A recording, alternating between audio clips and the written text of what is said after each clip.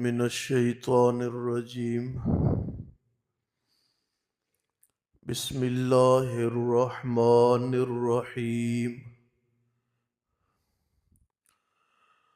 قالا ربنا ظلمنا انفسنا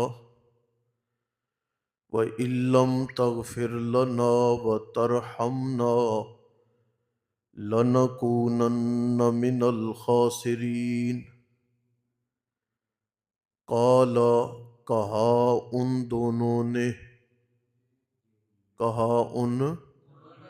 ربنا اے رب ہمارے ظلمنا ظلم کیا ہم نے انفسنا اپنی جانوں پر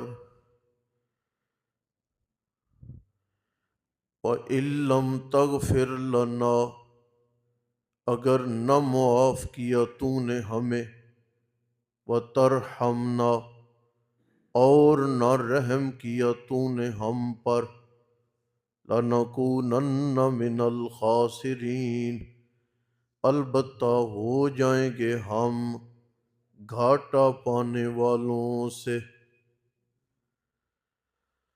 یہ آیت مبارکہ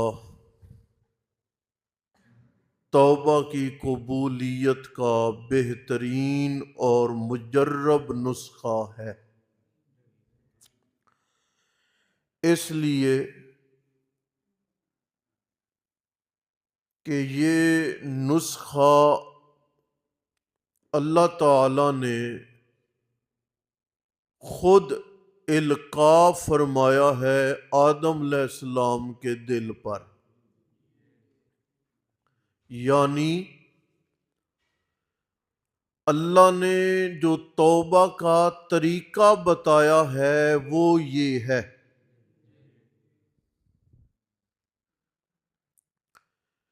بڑی دعائیں ہیں، بڑے نسخے ہیں، لیکن یہ جو ہے نا یہ رب کا خود بتایا ہوا طریقہ و نسخہ ہے کہ مجھے منانا ہے تو میں تمہیں خود بتا رہا ہوں کہ میں ایسے مانوں گا، سمجھے؟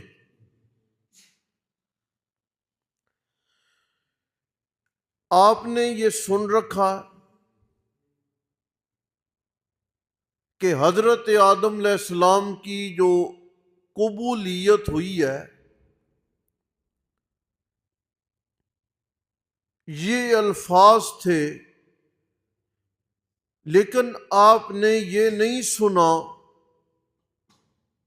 کہ اس آیت میں جو دو چیزیں بیان کی گئی ہیں، آپ تین کہہ لیں۔ امر اول ظلمنا انفسنا، ہمارے لیے یہ سلیقہ ہے کہ پہلے اپنے گناہ کا اعتراف کرو۔ تم اپنی غلطی مانتے ہی نہیں، گلہ کرتے ہو، کہتے ہو میں نے صحیح کیا، گالیاں نکالتے ہو، کہتے ہو میں نے تو صحیح کیا، جھوٹ بولتے ہو اور اپنے جھوٹ کو صحیح ثابت کرتے ہو، وہ غلطی مانتے ہی نہیں ہو، معافی کس شے کی ہے؟ ربنا ظلمنا میں اعتراف ہے کوتاہی کا، چونکہ یہ آیت قیامت تک آنے والی انسانیت کے لیے مشعل راہ ہے۔ پیغمبر کی خطا ہی کوئی نہیں ہوتی، پیغمبر معصوم ہوتا۔ پیغمبر کے متعلق آپ یہ کہہ سکتے ہیں کہ یہ درجہ بہتر، یہ درجہ بہترین، پیغمبر جب بہترین کے اعلیٰ درجے سے بہتر والے ادنا درجے پر آئے نا، اللہ کہتے ہیں خطا ہو گئی ہے، میرے نبیوں آپ کی راہ بہتر والی نہیں، بہترین والی ہے۔ پیغمبر گناہ نہیں کرتے، پیغمبر صرف دو راستوں میں جب اعلی راستے سے دوسرا راستہ چنے جو درمیانہ ہے، اللہ کہتے ہیں نہیں، اسے اللہ پیار سے، خطا سے، غلطی سے، ذنب سے تعبیر کرتے رہتے ہیں۔ راستہ ہے ہمارے لیے کہ پہلے مانو میں غلط ہوں، پہلے یہ مانو میں خطا کار ہوں، پہلے یہ مانو میں نے کوتاہیاں کی ہیں، پہلے یہ مانو، جب یہ تم تسلیم کر لو گے کہ میں واقعتاً خطا کار ہوں، واقعتاً میری غلطیاں ہیں، واقعتاً مجھ سے سستیاں ہو گئی ہیں، پھر کہنا اِلَّمْ تَغْفِرْ لَنَا، یا اللہ میں اپنی خطاؤں کا اعتراف تو کر رہا ہوں، اگر تو نے معاف نہ کیا تو میرے پلے کچھ نہیں رہ جائے گا۔ سمجھے آپ؟ صبح سے لے کے شام تک تسبیح پہ تسبیح، استغفر اللہ، استغفر اللہ، استغفر اللہ پڑھی جا رہی ہے۔ گنتی کر رہا ہے، میں نے ایک تسبیح نکالی، میں نے 2 نکالی، میں نے 3 نکالی، بہنوں کا حق مار کے بیٹھا، اسے گناہ سمجھتا ہی نہیں، اس نے خطا مانی ہی نہیں، اس نے گناہ سمجھا ہی نہیں، اور کئی قسم کی سستیاں کر رہا ہے، غلطی سمجھتا ہی نہیں، مانتا ہی نہیں، کہتا ہے استغفر اللہ، یا اللہ مجھے معاف کر۔ کون سی شے کی معافی مانگ رہے ہو؟ تم نے تو اپنی غلطی مانی ہی کوئی نہیں۔ اللہ نے فرمایا نہ، ایسے توبہ نہیں ہوگی، بلکہ توبہ کے لیے پہلا ضابطہ ربنا ظلمنا انفسنا، تمہیں ماننا پڑے گا میں خطا کار، مجھ سے کوتاہی ہو گئی، مجھ سے لغزش ہو گئی، مجھ سے گناہ سرزد ہو گیا، مجھ سے نافرمانی ہو گئی۔ جب تم یہ مان لو گے پھر کہنا مولا اِلَّمْ تَغْفِرْ لَنَا، اگر تو نے معاف نہ کیا میرے پلے کچھ نہیں رہ جائے گا، میں منہ دکھانے کے قابل نہیں رہ جاؤں گا۔ صرف یہ نہیں،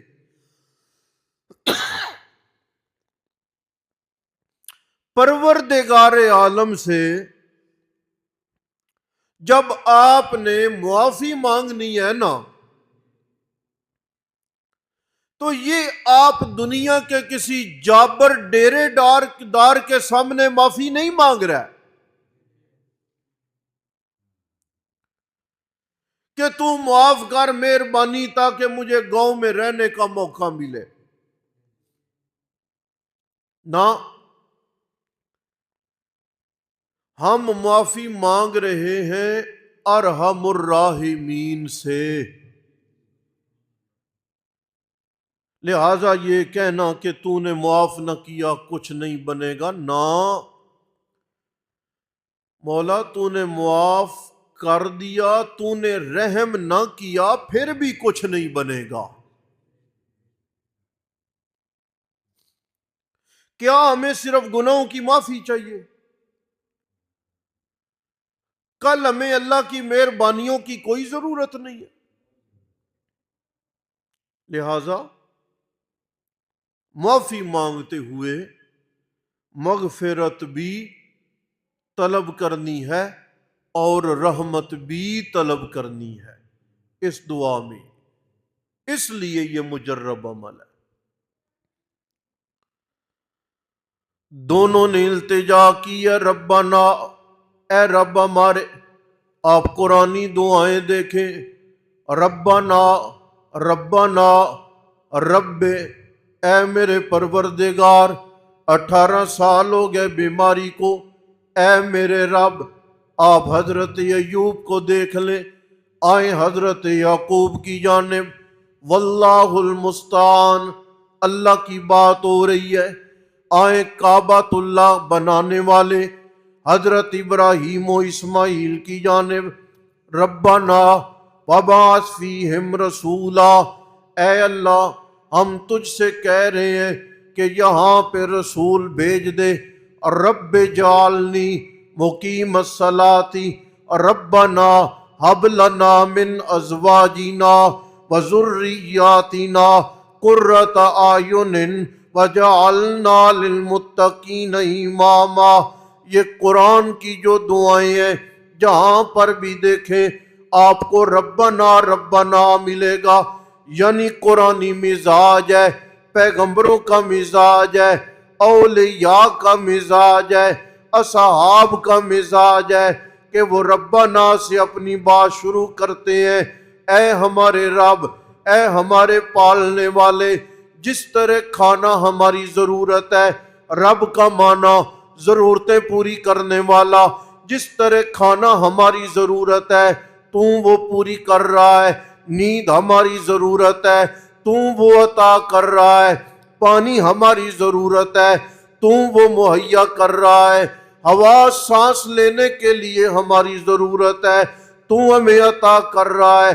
ربنا، اے رب ہمارے، کھانا پینا جیسے ہماری ضروریات ہیں، اسی طرح تیرا راضی رہنا بھی ہماری ضرورت ہے۔ ہم کہہ رہے ہیں ربنا، اے رب ہمارے، ہم سے خطائیں ہو گئی ہیں، ہم طلبگار ہیں تیری رحمت کے بھی، اور ہم طلبگار ہیں اپنے گناہوں کی مغفرت کے بھی۔ کھانا مل گیا، پانی مل گیا، سانس لینے کے لیے ہوا مل گئی، لیکن تیری طرف سے رحمت نہ ملی، لَنَكُونَنَّ مِنَ الْخَاسِرِينَ، ہم کسی کام کے نہیں رہ جائیں گے۔ سمجھے آپ؟ یہ ہے ربنا۔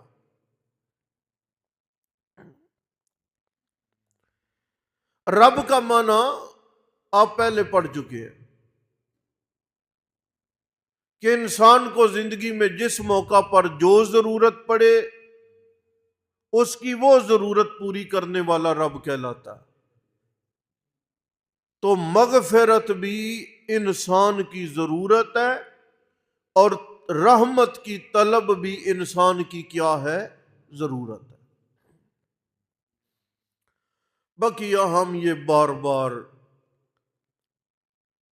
یہ گفتگو پڑھ چکے ہوئے ہیں، پھر کبھی موقع آئے گا تو ہم پڑھیں گے کہ حضرت آدم علیہ السلام نے وہ عرشوں کی طرف دیکھا، توبہ قبول نہیں ہو رہی تھی تو کلمہ لکھا ہوا تھا، پھر انہوں نے حضور کا واسطہ دیا۔ یہ سب قرآن پاک کے مزاج کے خلاف باتیں ہیں۔ یاد رکھیں، کسی کا یوں وسیلہ دے کے، واسطہ دے کے اللہ تعالیٰ سے دعا کرنا یہ شرک ہے، اور اس سے بندہ مشرک ٹھہرتا ہے، اور انسان کا کوئی بھی عمل وہ باقی نہیں رہ جاتا، وہ سارے اعمال برباد ہو جاتے ہیں۔ اللہ کے نبیوں نے بھی بغیر حق، بغیر واسطہ، بغیر وسیلہ، سیدھا ربنا کہہ کر، وَأَيُّوبَ إِذْ نَادَى رَبَّهُ، حضرت ایوب علیہ السلام، رب۔ زکریہ علیہ السلام، رب لا تذرنی فردا، مولا بے اولاد ہوں، مجھے اکیلا نہ رہنے دینا۔ ٹھیک ہے جی، رب رب کی بات ہو رہی ہے، سارے پیغمبروں کی دعائیں ہم کبھی کسی موقع پہ میں ذکر کروں گا۔ قرآن پاک میں جو دعائیں ہیں نا وہ ربنا اکٹھے کیے جائیں، سمجھے؟ آپ کبھی تلاوت بھی کریں نا تو ان ربنا کو دھیان سے دیکھا کرو، یہ قیمتی دعائیں ہیں اور یہ قیمتی سرمایہ ہے۔ قالا، کہا ان دونوں نے، اے رب ہمارے، ظلمنا، ظلم کیا ہم نے اپنے آپ پر، اگر نہ معاف کیا تو نے اور نہ رحم کیا تو نے ہم پر، البتہ ہو جائیں گے ہم گھاٹا پانے والوں سے۔